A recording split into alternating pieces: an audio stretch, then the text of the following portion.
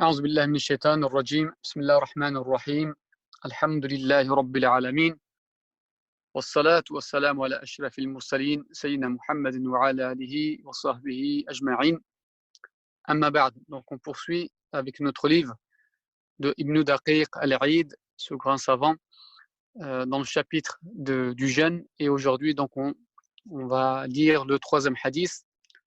Le professeur Salam, il nous dit Tasahharu fa inna fi suhur, ou bien sahur baraka. Je te laisse traduire, Fatih. D'après Anas, qu'Allah l'agrée,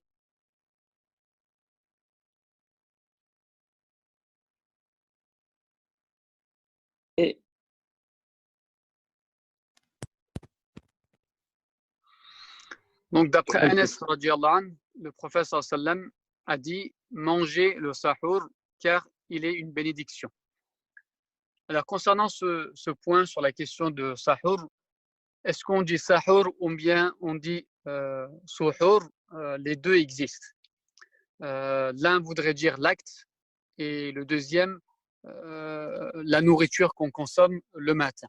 Donc on dit sahur ou bien suhur, les deux termes existent. Concernant ce hadith du prophète alayhi salatu wassalam, donc la première chose qu'on peut déduire, c'est que c'est une recommandation. Ici, lorsque le prophète nous dit tasahharu, c'est à l'impératif, c'est comme si c'était un ordre. Mais qu'est-ce qui a fait que c'est pas un ordre, mais c'est de la recommandation? C'est parce qu'il y a d'autres indices qui nous prouvent cela. Et lorsqu'il nous dit que c'est une bénédiction, donc c'est un hadith qui est assez court. La deuxième partie, lorsqu'il dit baraka, le fait de manger, donc prendre le sahur, c'est une baraka. Alors cette baraka renvoie à deux choses. La première, c'est l'au-delà, la notion qui concerne l'au-delà, et la deuxième, la notion mondaine qui concerne dans ce monde. Alors dans l'au-delà, c'est le fait d'avoir revivifié la sunna du prophète sallallahu alayhi wa sallam, le fait d'avoir appliqué ce que le prophète alayhi wa sallam nous a dit, eh bien ça va être une baraka dans l'au-delà. Et le terme baraka à l'origine veut dire le surplus, ce qui vient en plus. Et donc le fait de suivre la sunna du prophète alayhi salatu wassalam, eh bien ça va être un surplus pour nous, ce sera un avantage pour nous dans l'au-delà bi'iznillah ta'ala.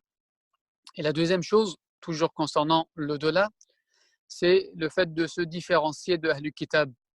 Les gens du livre, lorsqu'ils jeûnaient, donc ils ne mangeaient pas le matin, sahur.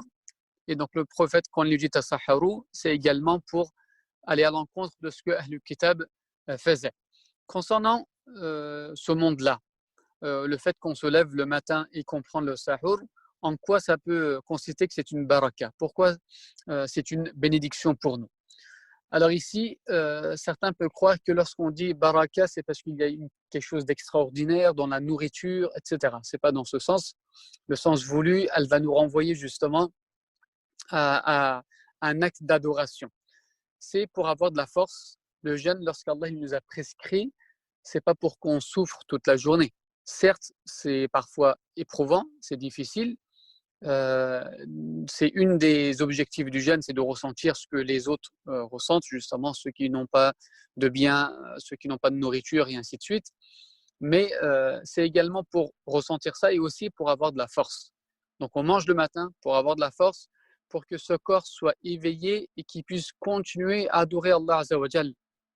Parce que si, à travers le jeûne, on aurait voulu que les individus, que les musulmans souffrent, et qu'ensuite, toute la journée, ils sont tellement épuisés qu'ils ne peuvent plus rien faire. Donc, ce n'est pas ça le sens voulu.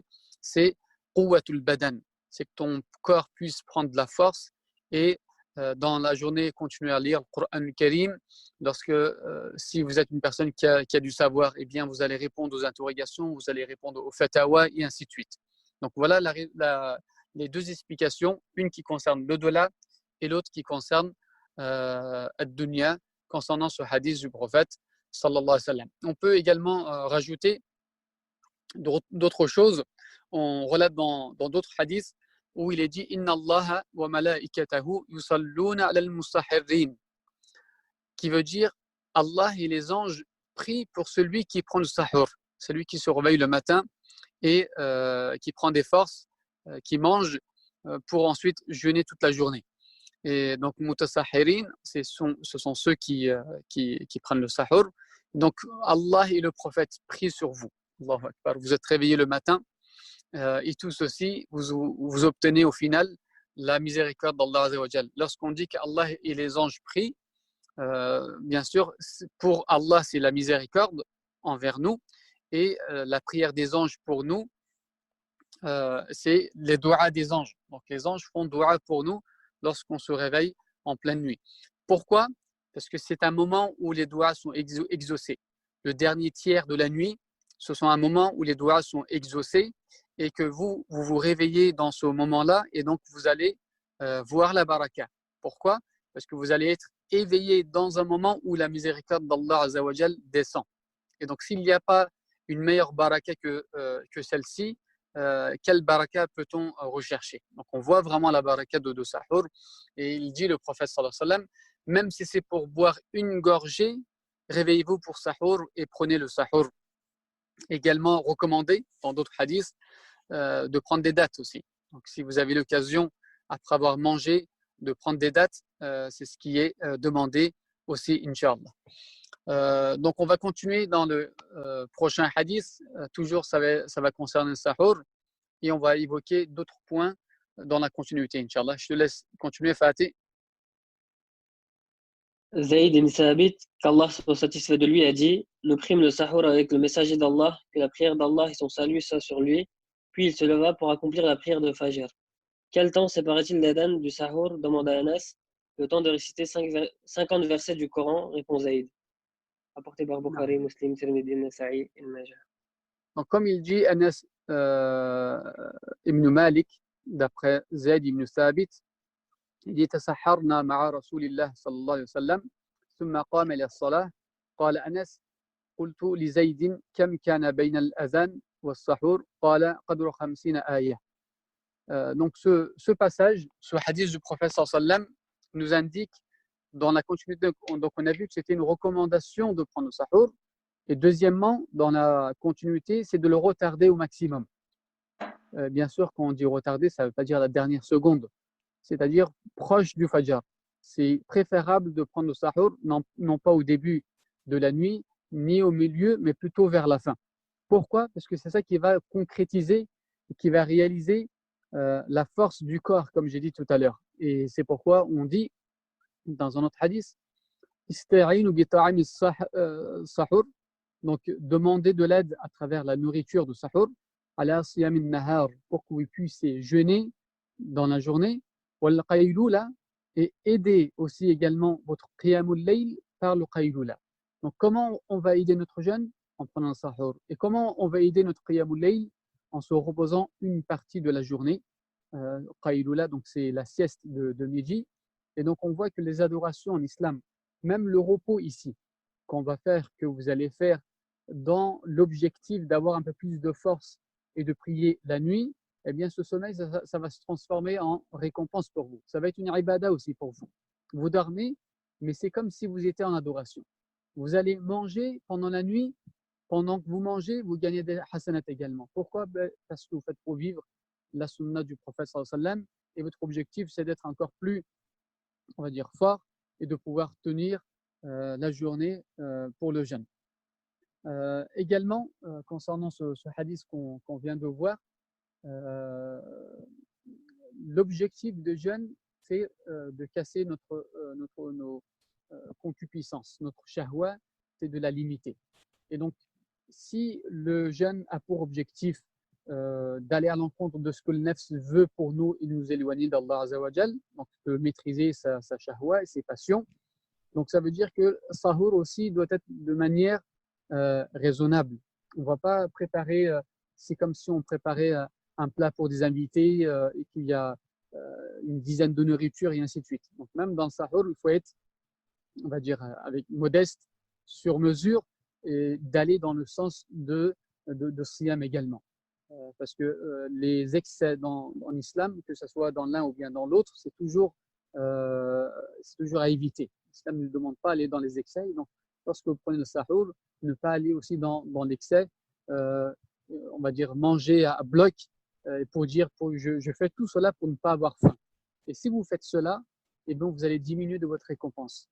Parce que dans le premier cas, qu'est-ce qu'on a vu? on a vu que c'est lui qui avait mis l'intention pour donner de la force à son corps pour être plus vif dans les adorations dans la journée, et bien lui sera récompensé à travers son sahur. Mais par contre, si tu prends sahur, et donc je pense que ça c'est important de nos jours, peut-être qu'on a oublié la notion de sahur, et donc la notion de sahur, c'est pas ne pas avoir faim uniquement, c'est prendre de la force pour mieux adorer Allah Azza wa Jalla. Toute chose qui va nous permettre sur terre, même s'il s'agit d'un confort, qui va nous conduire à mieux adorer Allah subhanahu wa ta'ala, eh bien c'est à prendre. Et c'est pourquoi le prophète il fait dua justement. Il dit Allahumma barik li ummati. Ya Allah, je demande la bénédiction pour ma umma fi suhuriha. Et donc dans leur sahur qu'ils vont prendre, je demande la baraka. Tasaharu walau bi sharbata min ma. Même si c'est ne serait-ce un verre d'eau, donc levez-vous, car ceci va vous permettre d'être un peu plus vif dans vos adorations dans la journée. Également, concernant ce passage qu'on vient de voir, pourquoi il constitue une baraka sahur dans le hadith précédent, c'est la personne qui va se lever pour prier. Eh bien, le sahur va être un moyen pour qu'il puisse prier salat al-fajr à l'heure. Et quoi d'autre encore? Eh bien, de faire ses invocations après salat al-fajr. Et s'il y a encore de la force, parce que ce que vous avez pris pendant sahur, eh bien, ça va éveiller votre corps. Et lorsque votre corps est éveillé, ça va vous faciliter à faire vos invocations, si possible, jusqu'au lever du soleil. C'est lui qui reste éveillé jusqu'au lever du soleil. Ensuite, qui attend un temps de un quart d'heure, voire 20 minutes, et qui a accompli deux rak'ah, eh bien, le prophète sallam, il lui dit il aura la récompense d'un hajj et d'une umrah. Il lui dit ça de manière répétée. Alors, imaginez-vous, pendant le mois du Ramadan, vous faites cela. Eh bien, si en dehors du Ramadan, on a la récompense d'un hajj et d'une umrah, alors j'imagine même pas les degrés de hasanat qu'on va obtenir à travers ceci. Et pour obtenir cette récompense, et donc le sahur est un moyen. Il nous permet d'être éveillé, d'être là pour salatul fajr et ensuite faire nos invocations. Si on ne peut pas attendre jusqu'au lever du soleil, au moins, Inch'Allah, ne manquez pas à vos invocations avant le fajr, après la prière du fajr. Donc ne soyez pas précipités pour aller tout de suite dormir, sinon on ne va pas comprendre le sens de la baraka. La baraka, là, ici, c'est pour apporter un plus. Mais ce plus, c'est quoi? Ce n'est pas dans la nourriture ni dans la boisson, c'est plutôt dans ce que ça va t'orienter dans les adorations d'Allah Azza wa Jal. Autre chose concernant ce hadith du prophète sallam, c'est le temps qui sépare entre la nourriture et l'adhan. Est-ce que maintenant, de nos jours, est-ce que c'est à partir de ce hadith qu'on a instauré al-imsak ou non? Non, ça n'a rien à voir. À l'époque du prophète sallallahu alayhi wa sallam, entre la rupture du jeûne, entre la rupture du sahur plutôt, le fait de manger le matin et la prière, il n'y a pas d'un temps qui les sépare. Dès qu'on a terminé de manger, eh bien, c'est le temps de la prière, donc on peut prier tout de suite. Sauf que de nos jours, comme les calendriers sont établis non pas forcément avec des visions, je parle de certains calendriers, et donc ça veut dire que les personnes qui les ont établis pour agir avec précaution, pour ne pas manger après le fajr, parce que si on mange après le fajr, ça va annuler notre jeûne. Et également, on ne peut pas prier avant le fajr aussi. Et donc, pour celui qui peut, il est préférable d'attendre ce qu'on appelle ihtiyat, c'est la précaution, d'arrêter un peu plus tôt, de manger et faire du zikr, lire du Coran et ensuite prier. Et c'est ça ce qui est voulu dans ce passage. Lorsqu'il dit kana miqdaru 50 ayah, il dit que la quantité qui sépare entre la nourriture, le fait d'avoir arrêté de manger et la prière, pourquoi ce compagnon il ne parle pas en minutes? Pourquoi il ne parle pas en temps? Mais pourquoi parle-t-il d'une quantité d'adoration? Parce que dans la coutume des Arabes, lorsqu'on veut définir un temps, on définit toujours avec un acte, fi'l, c'est-à-dire le temps de faire ça. On ne dit pas 20 minutes, un quart d'heure, on dit le temps de faire ça. Et lui, le compagnon du prophète, comme ils sont éduqués à passer leur temps dans l'éducation, dans l'adoration, eh bien, lorsqu'ils veulent estimer un temps, il est en train de nous dire que même après avoir mangé, eh bien, ils passent du temps à lire le Coran. Vous voyez? Donc, le fait qu'il mentionne la quantité de 50 versets, ça nous prouve que même à ce moment-là, les compagnons du prophète sallam le passaient en adoration. Donc c'est ça la hikmah qui est dans ce hadith du prophète sallallahu alayhi wa sallam. Et donc ça peut être une occasion pour nous, entre le sahur et la prière, profiter du temps, comme on a dit, qui a été mis dans certains calendriers de précaution, et donc on va les passer en invoquant Allah Azza wa Jal, en lisant le Coran Al-Karim. Donc voilà l'explication de ces deux hadiths qu'on vient de voir. On demande à Allah subhanahu wa ta'ala qui nous donne la force de nous réveiller pour sahur. Également, un point qui est très important, j'ai oublié de l'évoquer. Vous savez, parmi les signes de la fin des temps, on dit que le soleil va se lever dans le sens inverse. Et donc, c'est lui qui a l'habitude de jeûner et c'est lui qui a l'habitude de faire qiyamul layl. Eh bien, ces deux personnes vont bénéficier de l'arrivée de cette heure. Quand je dis bénéficier, c'est-à-dire qu'ils vont être préparés, parce qu'après le lever de ce soleil, fi akhir zaman, les portes de la Taouba vont être fermées, ou bien la porte de la Taouba sera fermée. Et donc, c'est lui qui jeûne assez souvent. Et celui qui fait qiyam al-layl assez souvent, donc ça veut dire qu'il va être déjà, entre guillemets, préparé à cet événement. Et donc, il aura déjà fait istighfar, il aura déjà fait des du'as. Et donc, s'il se réveille et que cet événement a lieu, alhamdoulilah, il sera, Inch'Allah, épargné. Par contre, c'est lui qui n'a pas l'habitude de jeûner, c'est lui qui n'a pas l'habitude de faire qiyam al-layl, eh bien, il va être surpris. Il va se réveiller au matin et il va voir que la porte de Taouba est fermée. Et après, c'est trop tard pour faire Taouba.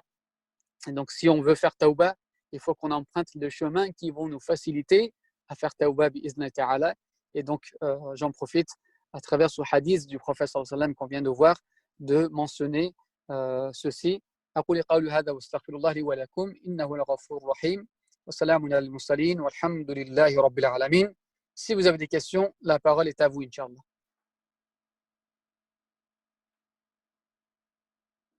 Cheikh, salam alaikum wa rahmatullah. Wa alaykum salam wa rahmatullahi wa barakatuh.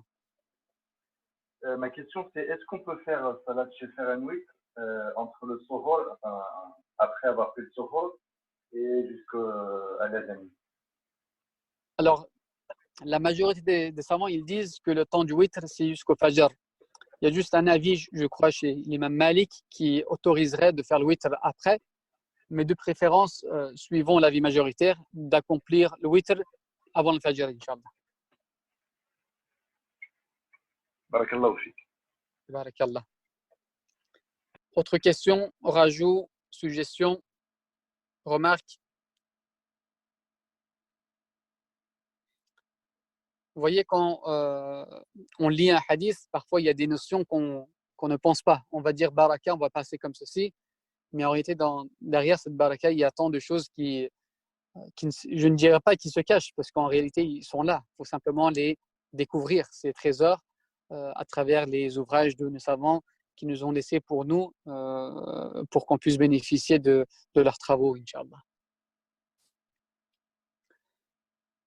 Alors, il y a une question à l'écrit. Doit-on gérer notre énergie pendant le Ramadan graduellement? Oui, je pense que oui. C'est-à-dire, si on dit que le début c'est Rahma, ensuite Maghfira, ensuite Itqu minan nar, affranchissement de l'enfer, et que Laylatul Qadr se trouve dans la dernière nuit. Donc, si on commence comme un 100 mètres et qu'ensuite on arrive vers les derniers dizaines de mètres et qu'on est épuisé, c'est dommage. Donc, on va garder un rythme. Je ne dis pas qu'on va rien faire, il faut faire, bien sûr. On va garder un rythme, mais plutôt que ça soit en évolution que le contraire. C'est-à-dire, on va augmenter nos adorations au fur et à mesure, mais pas commencer au plus haut et ensuite arriver au plus bas, Inch'Allah. Autre question?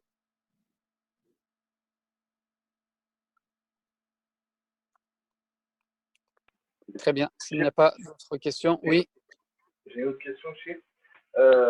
Quand on fait le salat at-tarawih, est-ce qu'il est préférable de finir par chez Ferenwit ou on peut le faire juste avant le Fajr? Qu'est-ce qui est le mieux? On va dire, si tu as l'habitude de te réveiller le matin, bien sûr que c'est mieux de le prier à la fin. Si maintenant tu crains, par habitude, tu as remarqué que 2 ou 3 fois tu as raté le sahur, à ce moment-là, tu pries la nuit. Mais si ce n'est pas de tes habitudes et que jusqu'à présent, il y a pas un souci comme ça, donc il est préférable de le faire dans le dernier tiers de la nuit, donc tu peux le faire au moment que tu te réveilles.